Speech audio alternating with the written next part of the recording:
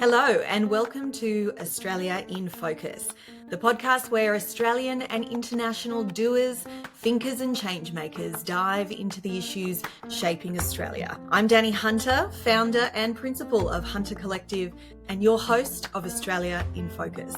In each episode, we'll explore the complex challenges, innovative solutions and transformative ideas driving our nation forward. By diving deep into the here and now and looking ahead at what's possible, Australia in Focus is bringing you the conversations that matter, the conversations that illuminate the path to Australia's future. Well, a warm welcome to you all to this episode of Australia in Focus. I'm Danni Hunter, your host, and today I'm delighted to welcome Dr Kendra Vant to the mic. Kendra, welcome to Australia in Focus. Oh, thank you so much, Danni. It is absolutely lovely to be here. Well, it's an exciting topic to talk about AI, and I want to tell our listeners a little bit more about you so they know where your expertise comes from and also your passion for this and how it really is having an impact on Australian lives and Australian workplaces and just the way we interact with technology. You are an experienced product and tech executive with more than 20 years of commercial research and development experience in Asia and the US, Australia, of course. And I love this purpose piece about your career where you're really committed to driving the development of products that change people's lives for the better, which is a really wonderful purpose to live by. You're an AI expert and you've been creating AI-powered software as a service that reaches around the world. And I am really delighted to talk to you today because you're essentially an industry leader in harnessing AI and machine learning to solve those complex problems that we face, but also you're a great storyteller and telling the story of AI and how it's changing our world is what we're here to talk about today. So I thought we'd start off with setting the scene for our listeners and introducing your thoughts on these topics. And I guess what to start with are some of the kind of big bang light bulb moments that shaped AI in recent years. I think the in recent years is a really important point, Danni, because actually the thing I'd love to open with is but there's a lot of conversation at the moment that says AI is really new. And it isn't. Yeah. AI research and people dreaming about and trying to build artificial intelligence actually goes back to the 1950s. Wow. So it's extraordinary how long we as a species have dreamed about having our robot companion or our shipboard computer. To bring it back to the more recent, I think the event that everyone, if you'd have to be under a rock not to remember, is the launch of ChatGPT. Yeah. So I think it's just over 2 years ago now, and the story goes that a bunch of researchers just said, we'll pop this out there. We just want to get a bit of feedback, see what other people think, because we've been inside our heads for a while looking at it, and the rest is history. It went absolutely viral. And I think if I look back on, because I've been around natural language processing and the research that led to ChatGPT for a while, and I think you sit back and you go, what was it about this particular thing? And I think it's two things. One, it was just super instantly accessible. Yeah. So following the pattern of Google, single box on a page, I'm going to go and put some words into that box. It was instantly accessible to anyone who wanted to use it. I think the other thing is, as humans, we are so seduced by anything that talks to us. It's what we instantly do with our children. We talk to our children. It's what we do to our pets, or at least I do. Yeah. And I think it's the same. I think we were like, this talks to me. I love it.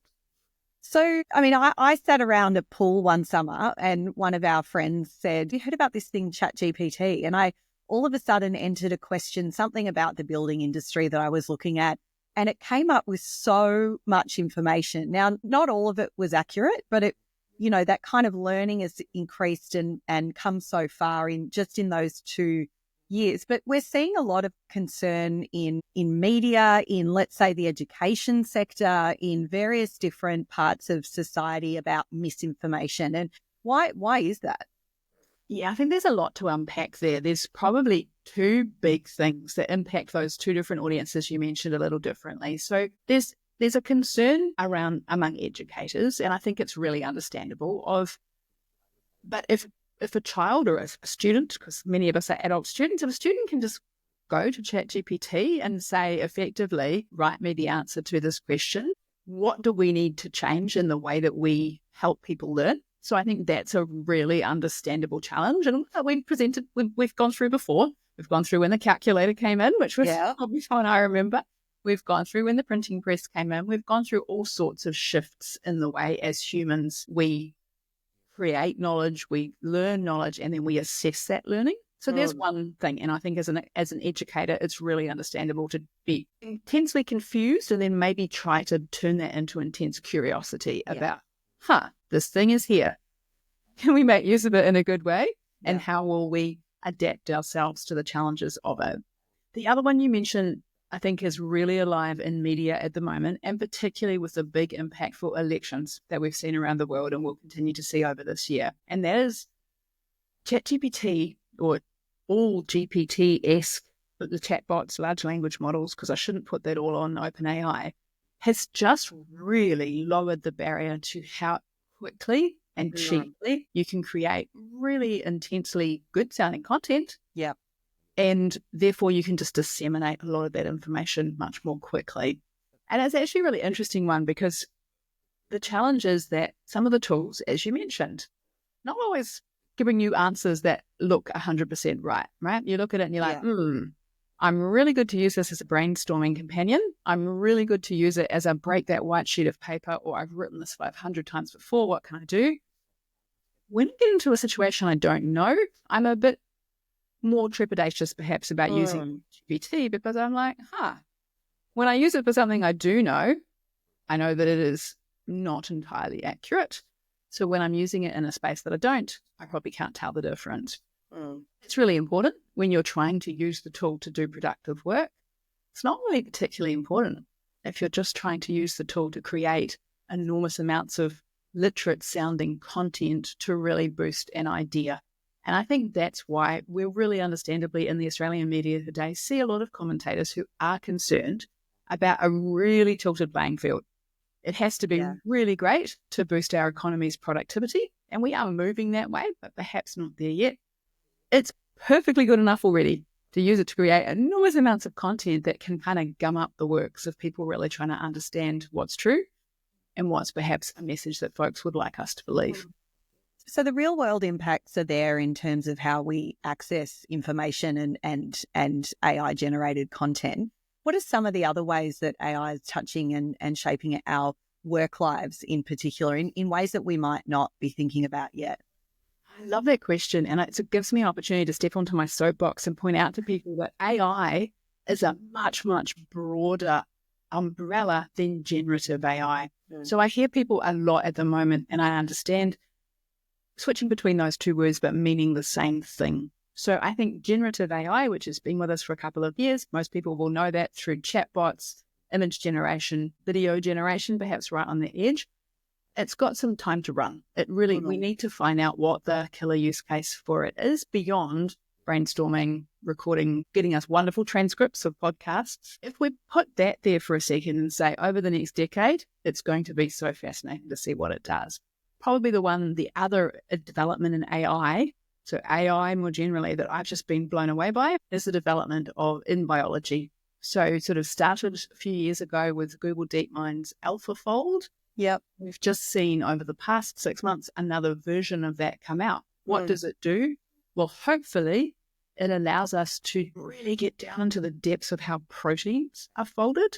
And it turns out, for all the non-biologists out there, myself included, that proteins are really important in a lot of biological processes in the human body. So customized medicine and personalized medicine might open up to us. And also, really impressively, in terms of material science, and this is really the nirvana, and I'm sure it'll take a while to get there, but I'm very excited about it, is things like custom materials for improved batteries, for improved EVs, and all of the things that hopefully really will support us in the battle for climate change. I get quite frustrated when I hear people say, generative AI, don't matter if it uses a lot of water and electricity because it's going to solve climate change.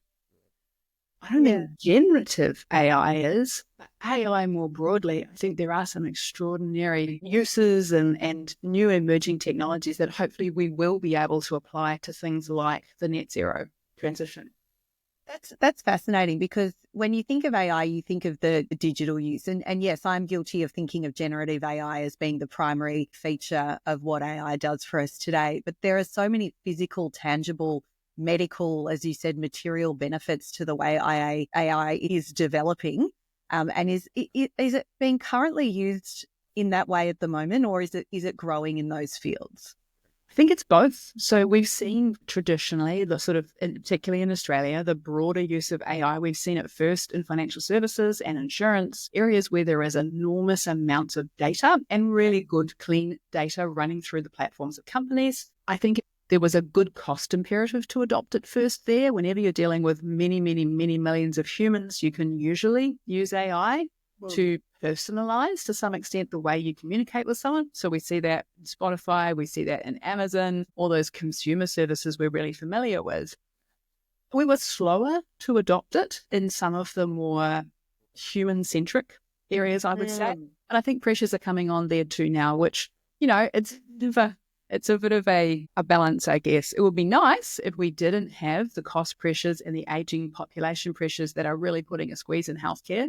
Yeah. On the other hand, because we do, and realistically we do, it's perhaps opening that door wider for people to be really curious about how we can bring these technologies into areas like healthcare. So I would say early adopters are there already, and we have some amazing companies in Australia who have been early adopters. But we're really seeing the efficiency squeeze come on now and the cost squeeze come on now. And I think that the adoption of AI technologies inside of healthcare is really going to accelerate, which is amazing, and also means that we're going to really need to up our game in terms of making sure that we're using it in an equitable way. And we're really curious about what AI is great for, where humans are really always going to be indispensable, and perhaps most importantly, how we build systems that are synergistic between the two. And I guess it's, those economic and social dynamics are pushing us to innovate. And as you said, it's that leap from industrial to digital and from digital to beyond that we're starting to see with the emergence and the progression of AI. You're talking about the use of AI by humans and the human element of AI. Is AI and human routinely better than humans or AI alone? I mean, does it need to be mutually exclusive, or what are the dynamics at play there? This is such a challenging one, because I think that very few people would set out to say, I'm going to build an AI system that is worse than a human plus AI together. But some of the challenges we've seen emerge, and we all just have to, look at something, ponder, and then go back to the drawing board perhaps and learn again. Particularly in healthcare, we've actually seen the situation where we build an AI system, we bring it in, we say to the doctors or the medical professionals, oh, you have wonderful system, save you time. And then in actual fact, when we've done some really rigorous trials, we've gone, humans by themselves are great. AI by itself is great. Put the human and the AI system together and we expect to see extra great, and actually we don't. And I think what those early sort of, perhaps in the last 18 months, what some of those opportunities and trials have taught us is, it's really easy to get focused on, I'm going to build an AI that does this thing. Yeah. When you step back, you realize, but that's not actually the job of the human. The job of the human that this AI is sort of coming in, hopefully to augment, is actually quite a lot broader than that. It's really easy to focus on a task. Yeah.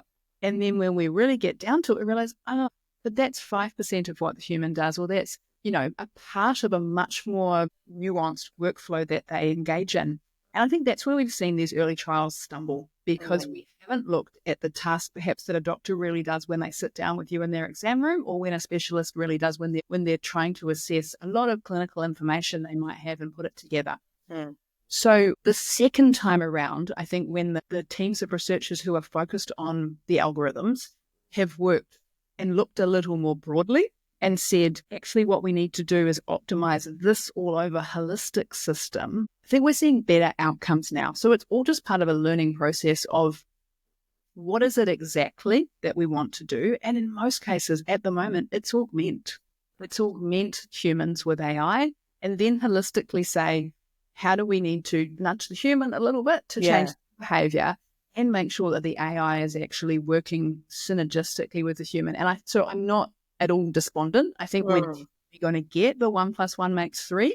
We just need to perhaps reframe and change the lens in which we look at the problem to make sure that we don't get 1 + 1 = 0.8. Yeah.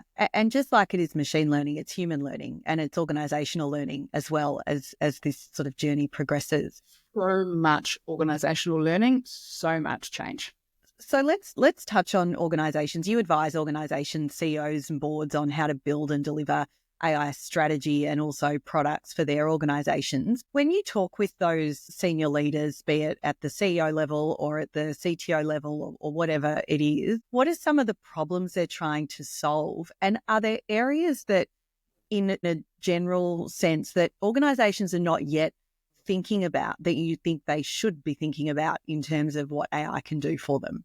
So the two biggest conversations that I try to have really upfront with folks is, I'm glad you're thinking about an AI strategy, because I really do encourage all Australian companies to be thinking about where could we use AI in our work today.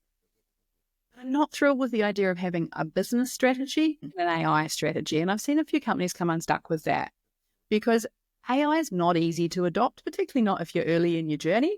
And you don't really want to have this orphaned, expensive, difficult, challenging project running over here when people are saying, I'm not entirely sure how this lines up with where we're going in the next 18 months. So what I really strongly suggest to people is have a business strategy that is informed by AI. So build AI into your business strategy. So that is probably the first challenge I see and the first way I really sort of push people to think about it. Then the other one is actually what you prefaced in your previous question, Danni, is that people are looking at AI as a technology problem and a new to put into an organization.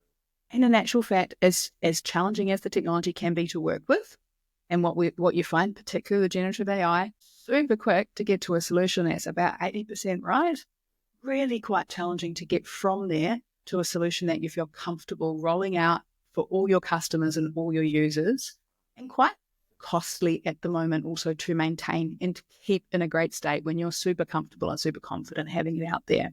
It's not, I'm not saying, wow, technology solved, go out, roll it out. No, I'm not saying that. Yeah. But I'm saying that there's a lot more that needs to wrap around that. There's talking to your workforce. Yep. Making sure that your culture piece would be so important, I can imagine. Absolutely. Make sure that you're adopting it in a way that they feel is synergistic and they feel augments, not replaces. And we are seeing a lot of fallout from that in some of the ways that it's being done in large companies overseas. Also, though, I think it's really important, and I see companies coming to this a little late, thinking about how it's going to impact your legal stats, about even challenges around the data that I'm going to use to build this AI. How did we collect that? Yeah. Did we tell the people when we were connecting it that we were going to use it? So I think that AI literacy and AI capability needs to spread right across your C-suite. You need to be helping all of the people, marketing, legal, operations, and technology. Everyone needs to come to that table and say, what is it that I need to change or slant or uplift in the way I do things to adopt this new technology in a way that's going to be safe and sustainable? So do you think we're good at that yet as Australian organisations? You know, there are other world leaders or companies around the world that are doing it much faster than Australia. Where do we feature as a country and as a business and organisational community in actually being good at adopting AI? So I think you can tell I love sci-fi because I'm going to reference another sci-fi author. I believe William Gibson said the future is already here. It's just not really adopted yet, or words to that effect. And I think that's what is true in Australia. And honestly, I think that is true all over the world. There are pockets of excellence. There are companies who, for whatever reason, be it their industry, be it their own product, or be it a particularly visionary leader or two, have forged ahead in adoption. There are industries which, quite frankly, at the moment, I would sit and watch and wait. I would say, I need to play, I need to experiment, because I need my leadership team and my workforce to understand that I'm not yet convinced that this will be cost effective for my business. And I think it also depends in terms of the size of the business. It's still not entirely cheap to bring in some of these technologies. So if you're likely to have a bit more scale, if you have 100 people doing a thing, it might be cost effective to augment them with AI. To be honest, if you have 3 people doing a thing, as tempting as it might be to say, I bet we can bring in some AI and free up some of those people's time, if you're only freeing up a fraction of a person's day, the tools aren't free for sure. So I think that's the other reason. So we see very patchy adoption. We have some absolutely outstanding companies in Australia. We definitely have a lot of companies who are experimenting, which is very dear to my heart. I'm really, really glad to see that. And I think the biggest change in 24 has been the number of companies that are saying, yep, I get it. I need to do something that's not going to sink the company if I get it wrong. Yeah. But it's going to be chunky enough that my executive's going to stay focused on it. So patchy adoption, definitely some folk experimenting. And I think 2025 is going to be an interesting year in terms of whether people say, hey, look, you never promised me a rose garden. I knew this wasn't going to be trivial, but I'm seeing some early signs that say that even the learning is worth continuing versus perhaps some companies who moved ahead really quickly and have been burned a little and perhaps, come on, this stuff isn't all it's cracked up to be. So another patchy year ahead for us, I think. I'd still be putting my stake in the ground and saying continue to experiment, because you don't want to be the company that forgot to experiment with the internet. Oh, look, that's a very, very good point. I mean, we're no longer using the white pages for a reason. I want to get your views on 2025 and what you see coming ahead in the year, but we'll leave that to the end. I guess one of the things that's playing on my mind as an advisor as well to boards and CEOs and organisations is the governance and the ethics around AI. And leaders that I speak to put it up with their sort of, are we thinking about this from a legal risk perspective, as you touched on? Are we thinking about this from an organisational growth perspective? But it is so important for boards and leaders to be thinking about, but is there enough governance structure, and are organisations thinking about it at that director level where they should be? So definitely, yes, the director level around Australia are thinking about it. For the AI governance, I see a few anti-patterns that maybe I'd like to call out to help people think it through. So some companies are separating AI governance and data governance. I don't think that makes a whole lot of sense, because realistically, without data, there is no AI. Why? What are the reasons for that? That is a really good question. I think probably it's capability and capacity. Sure. So data governance in and of itself is a non-trivial thing to do. And I think at the moment we do have a bit of, we need someone to pick this up because we know it is important. We don't necessarily have the time right now to rebalance workloads. And so we'll give it to somebody that we hope will move forward with it. So maybe it's temporary, but it's not something I would recommend. I would say you need to bring those two things together, because if you attempt to divorce them, you'll end up tying yourself up in knots trying to tell which is one and which is the other. Yeah. So for directors and directors' responsibilities, and particularly as, in organisations that do it well, culture really does come from the top. Are there leaders in Australia who I guess to some extent early adopters and who see AI as being really transformative of their organisations? And I see then some leaders who are really resistant, that kind of the phrase that, well, we humans have their own brains and we should be thinking for ourselves. These are some of the things that are said to me in my conversations, which I find really interesting. And it's whether or not have we just not kind of kept pace with the emergence because it's happened so fast, or are we not yet thinking that the future is here culturally in Australia and really starting to harness that? Is it niche, or is it starting to become more widespread? I think it's a really interesting perspective that you hear, and I don't think we should discount it, right? Because I think at the moment there is a bit of a zeitgeist to AI all the things. And this is my bread and butter, this is my career, so I'm quite a fan. I really like building with data technology and removing toil from humans. But we are spreading it across everything as though it was a panacea. I think that's probably what you're picking up on, is some people saying, I'm just going to call a little bit of a pause on that and say there are places where you can apply it, which is fantastically helpful, but I'm not certain I'm going to see ROI if I spread it all across everything. Another anti-pattern I've seen is folk not being comfortable to make a sort of a company call. Yeah, right. Where they will apply AI and where they won't. They've sort of been like, play with the technology, see what happens, and as it emerges, we'll decide where we're comfortable using it and where we're not. I would turn that around and I would say, what do we stand for as a company? What is really important to us? What is our brand promise? How do people see us in the market? And I would think really hard about the social license that you have to do things and to not do things. I would start with that end in mind. Yeah. Places that I've seen a lot of companies experiment with AI, which I think is smart, is let's first use it perhaps to speed up and augment some of our internal teams. Let's think about a way in which we could build a tool that potentially we'll be able to put out there for all of our users or for a good chunk of our users. Let's first trial it internally with people where we can give them better training. Yeah. And give them more consistency of understanding of what it's good for and what it's not. The companies perhaps that have been the most comfortable to jump in have probably been the companies that have looked at it and said, cool, understand our brand promise, understand what we're doing, confident and comfortable that we do have the permissions to use the data that we have in this way. This is a use case we're going after, often in customer support. And the first place we're going to try it is with our customer support agents. And we're then going to use them as the test bed or the trial bed, really engage them in the process and really collect a lot of feedback from them about what we're developing so that we can then feel much more confident that we've explored the grey areas and kind of eyes on this before we roll it out.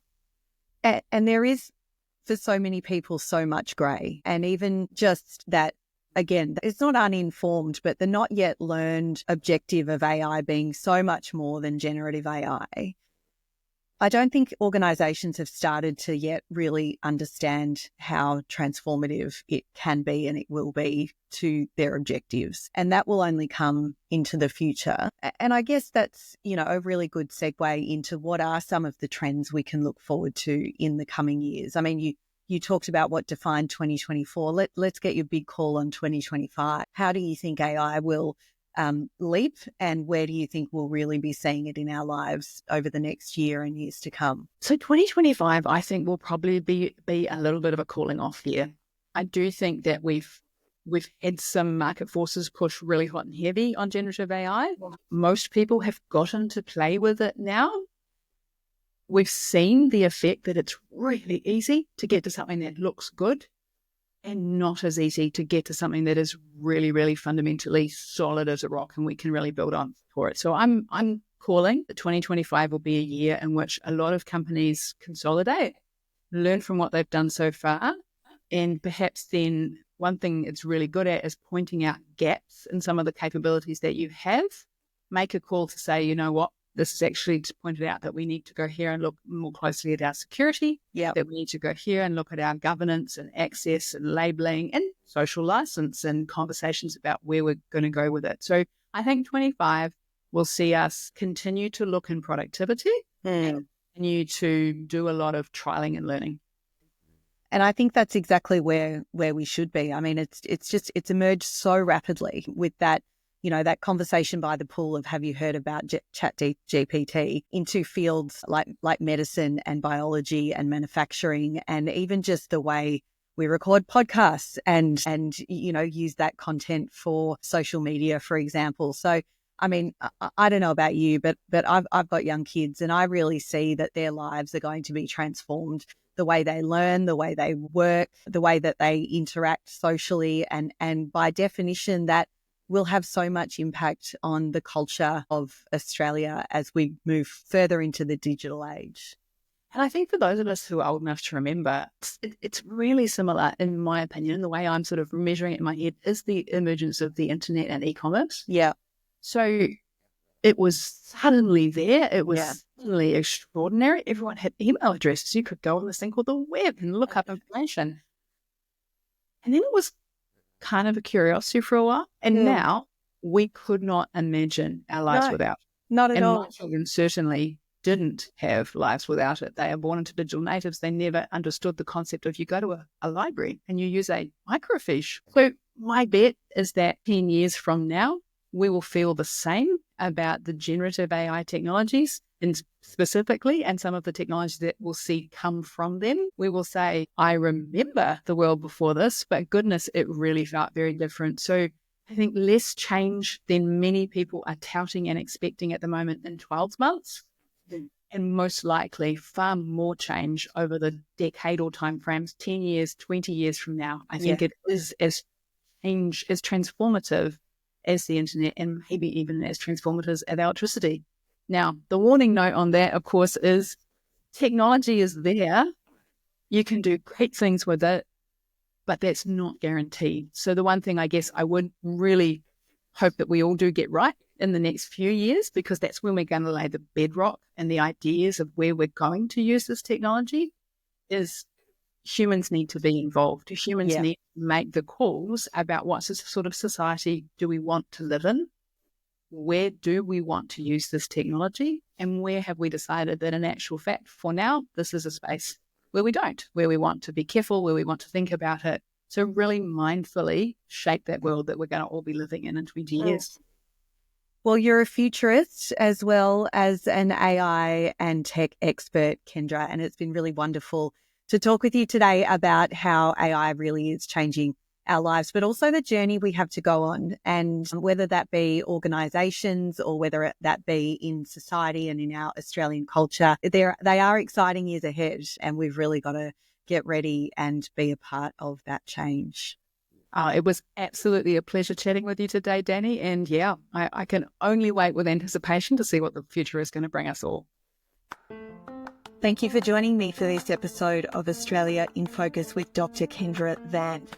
It was fantastic to hear from Kendra. Her insights into AI and the future of AI in Australia are just amazing. To get more of those insights, make sure you check out her blog on Substack, Data Runs Deep, and connect with Kendra on LinkedIn. And do follow along with Australia in Focus on Instagram and LinkedIn. And we're available on Spotify, Apple, and YouTube.